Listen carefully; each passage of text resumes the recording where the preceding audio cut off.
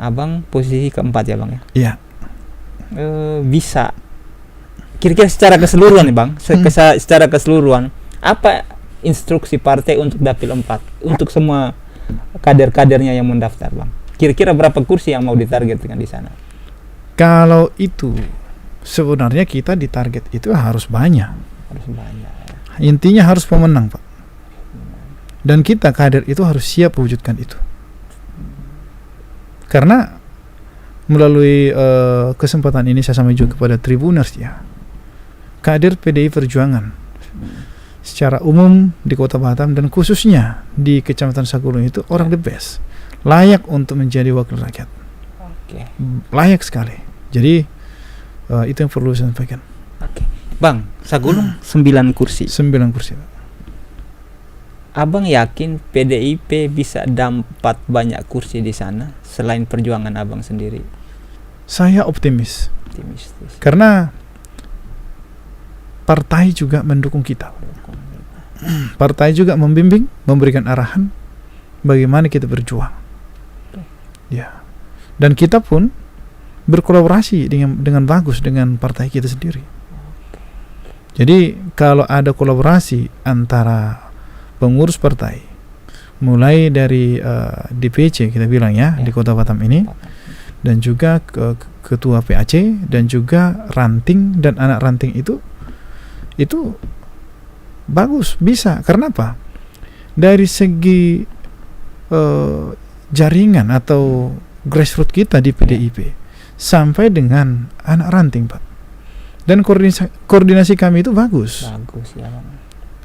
Kalau misalkan anak ranting di setiap RT ada, berhitung aja Pak, asalkan memang PAC dan juga DPC dan ranting anak ranting dan kita semua berkolaborasi aja Pak. Komunikasi secara internal tetap dilakukan. Berjalan. Harus, karena memang itu sudah sebuah kewajiban Pak Tommy. Ya. Tidak mungkin kita menjadi pemenang kalau kita tidak bekerja sama, kalau kita tidak berkolaborasi Pak. Itu hukumnya, wajib itu. Oke, sebagai seorang caleg di Dapil 4 Sagulung, Abang tentu tahu karakteristik dapil itu. Selama ini orang selalu bilang itu termasuk dapil neraka, itu sebetulnya istilah saja, tetapi bagaimana pertarungan yang sengit di sana? Abang sudah paham soal itu? Ya, cukup paham. Jadi kalau dikatakan dapil neraka, saya pikir bukan dapil neraka Pak. Itu dapil yang ketat boleh. Ketat ya. Sebetulnya. Makanya tadi saya bilang itu soal memang istilah ya. Tapi kita pertama-tama harus dari diksi dulu Pak ya. Kita bangun dulu diksinya ya. Pilihan kata yang tepat supaya kita semangat. Karena saya nggak semangat denger neraka Pak. Iya ya. Maunya surga aja. Surga aja. Dapil surga ya. Jadi kalau ketat sangat ketat itu. Ketat ya Bang ya. Iya. Dan kita nggak pernah merasa khawatir ya. Perjuangan itu kan selalu dua gendangnya, menjadi pemenang, menjadi yang bukan menang. Secara terhormat. Dan saya pilih partai PDI Perjuangan, partai besar. Tentu, ya teman-teman kita yang satu partai ini juga berjuang keras sama-sama dengan saya, ya kan?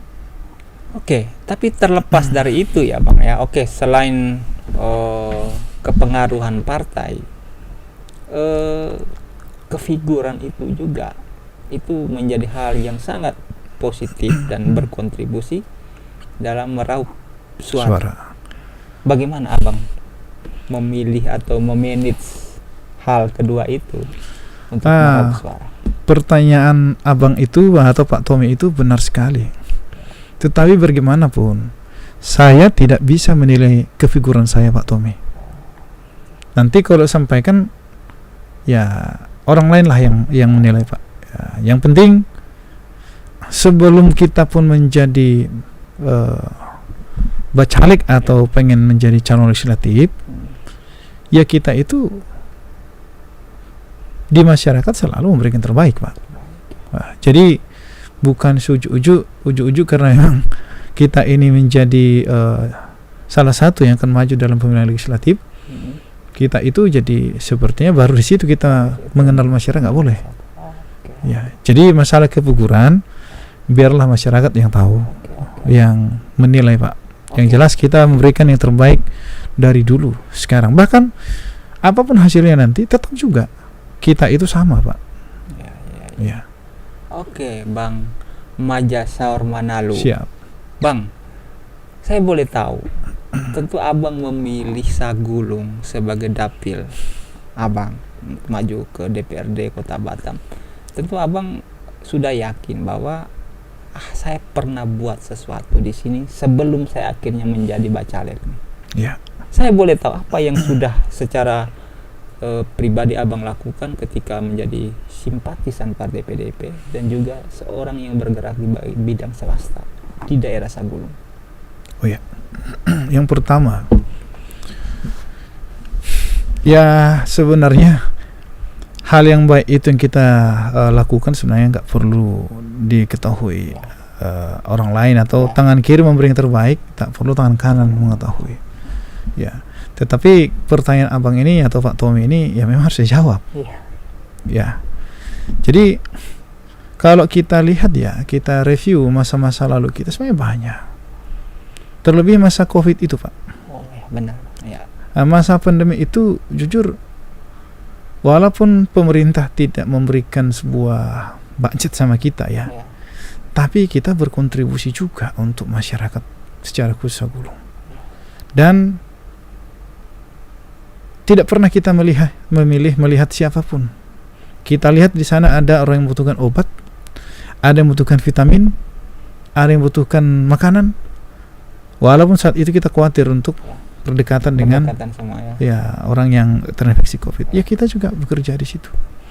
Jadi itu sudah merupakan suatu kewajiban kita sebagai masyarakat ya. Artinya itu salah satu yang pernah kita lakukan ya. Dan memang saya dan istri saya itu juga komitmen untuk itu dari dulu. Jadi kalau misalnya ada orang sakit, bahkan ada orang yang perlu didukung untuk sekolah, asal kepentingan sekolah, kita juga akan bantu. Baik.